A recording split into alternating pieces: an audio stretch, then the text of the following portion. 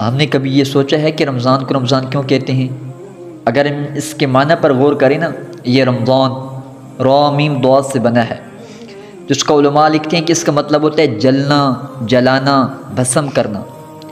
اب ذہن میں یہ سوال آتا ہے کہ رمضان کس کو جلاتا ہے یا کس کو بھسم کرتا ہے کہ اس کا معنی جلنا جلانا ہے؟ تو علماء اس کی دو وجہ لکھتے ہیں۔ ایک تو یہ کہ جو شخص اس مہینے میں روزے رکھتا ہے، نیکیوں والے کام کرتا ہے، قرآن مجید کی تلاوت کرتا ہے، تو اللہ تبارک و تعالیٰ اس شخص کے جسم کے ساتھ لگے ہوئے سارے گناہوں کو جلا کر رکھ دیتا ہے۔ کہ جو شخص اس مہینے میں نیک کام کرتا ہے، اچھائی کے کام کرتا ہے، تو رب تعالیٰ اس شخص کے جسم کے ساتھ جتنے بھی گناہ جڑے ہوئے ہوتے ہیں، میرا رب اس رمضان کے صدقے سے اس کے گناہوں کو بھسم کر دیتا ہے، جلا کر رکھ دیتا ہے۔ سبحان اللہ۔ ایک اور علماء ایک اور وجہ بھی لکھتے ہیں کہ اس کا ایک مطلب یہ بھی ہے، ایک اس کا مطلب ہوتا ہے جلانا یا جلنا۔ اب کون جلتا ہے اس رمضان سے؟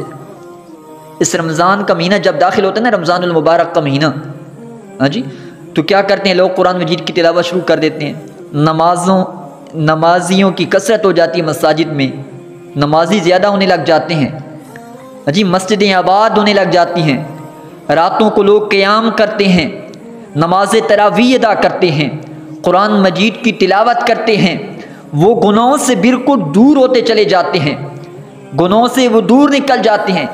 جب شیطان یہ دیکھتے ہیں نا، شیطان کو تو جکڑ دیا جاتا ہے، وہ میرے آقا کی حدیث ہے نا، وَغُلِّقَتْ، ہاں جی، ابواب جہنم وسلسلۃ الشیاطین، میرے آقا نے فرمایا نا کہ اس مہینے میں جہنم کے دروازے بند کر دیے جاتے ہیں اور شیطانوں کو قید کر دیا جاتا ہے، شیطانوں کو بند کر دیا جاتا ہے، ہاں جی۔ تو پھر شیطان دیکھتا ہے نا کہ لوگ تو نیکیوں کے کام میں لگے ہوئے ہیں، مجھ سے وہ دور ہو چکے ہیں، ہاں جی، تو علماء فرماتے ہیں کہ جب لوگ نیک کام کرنے لگتے ہیں، نمازیں پڑھتے ہیں، روزے رکھتے ہیں، ہاں جی، فطرانہ ادا کرتے ہیں، تو شیطان تو ہوتا ہے قید، وہ ان لوگوں کو دیکھ کر جلتا رہتا ہے، حسد کرتا رہتا ہے، وہ کہتا ہے کہ اب تو یہ میرے کام سے نکل گئے ہیں، مجھ سے دور ہو گئے ہیں۔ تو اس لیے علماء فرماتے ہیں کہ شیطان لوگوں کو دیکھ کر جلتا ہے، سڑتا ہے، اس لیے اس کو رمضان کہا جاتا ہے۔ سبحان اللہ۔ اللہ اکبر۔ اس کے بعد میرے آقا علیہ الصلوۃ والسلام نے اس رمضان کی فضیلت کو بیان کرتے ہوئے فرمایا،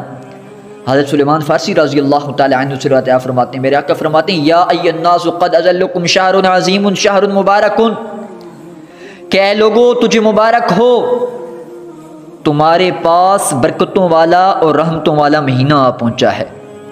شعبان کا مہینہ ختم ہونے والا تھا نا، تو رمضان کا مہینہ شروع ہونے والا تھا۔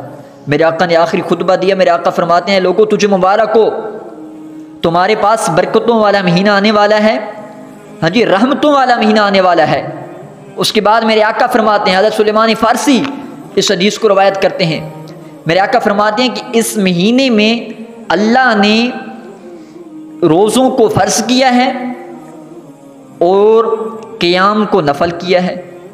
آگے میرے آقا فرماتے ہیں، ومن ادا، میرے آقا نے فرمایا کہ جو شخص اس مہینے میں نفل ادا کرتا ہے تو میرا رب اس کو باقی 11 مہینوں میں پڑھے جانے فرضوں کے برابر ثواب عطا فرماتا ہے۔ سبحان اللہ۔ اس کے بعد میرے آقا فرماتے ہیں کہ جو شخص اس مہینے میں ایک فرض ادا کرتا ہے، ایک فرض کی نماز پڑھتا ہے، میرا رب اس پر اتنے کرم فرماتا ہے، اتنی رحمتیں نازل فرماتا ہے کہ باقی مہینوں میں 70 فرض ادا کرنے کے برابر میرا رب اس میں ثواب عطا فرماتا ہے۔ سبحان اللہ۔ اللہ اکبر۔ شاید آپ کے ذہن میں یہ بات سمجھ نہ آئی ہو، میرے آقا کا فرمان سنیں۔ میرے آقا فرما رہے ہیں کہ جو شخص اس میں نفل نماز ادا کرتے ہیں نا، نفل پڑھتا ہے، تو اگر کوئی شخص باقی مہینوں میں فرض ادا کرے تو نفل اور فرض کا ثواب میرا رب سمجھو کہ برابر عطا فرماتا ہے۔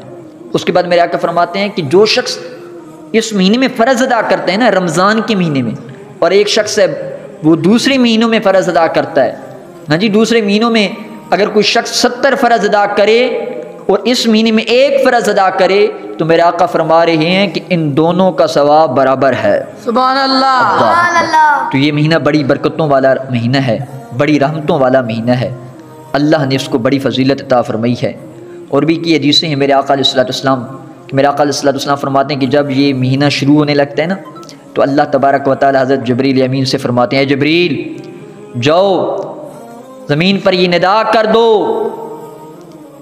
اور جنت کی حوروں کو فرما دو کہ وہ زینت بخشیں، تیار ہو جائیں، خوبصورت ہو جائیں، اور لوگوں میں یہ ندا کر دو کہ ارے لوگوں رحمتوں والا مہینہ آ گیا ہے، برکتوں والا مہینہ آ گیا ہے، فضیلتوں والا مہینہ آ گیا ہے، اس مہینے میں زیادہ سے زیادہ نیکیاں کرو، اپنے قدموں کو اللہ کی یاد کی طرف چلاؤ، اللہ کی طرف رغبت کرو، اللہ کے گھروں کی طرف دوڑو۔ میرے آقا فرماتے ہیں کہ اس مہینے میں شیطانوں کو قید کر دیا جاتا ہے، زنجیروں میں شیطانوں کو جکڑ دیا جاتا ہے، رحمتوں کے دروازے کھول دیے جاتے ہیں۔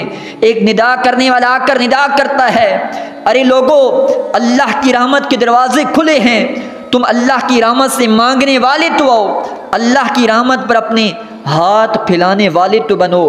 پھیلانا تمہارا کام ہے، نوافل ادا کرنا تمہارا کام ہے، قرآن کی تلاوت کرنا تمہارا کام ہے، پھر تجھ کو عطا کرنا میں رب ذوالجلال کا کام ہے۔ سبحان اللہ۔ ادھی راتی رحمت رب دی، ادھی راتی رحمت رب دی، کرے بلند آوازاں، بخشش منگن والیاں کارن کھلا ہے رحمت دا دروازہ۔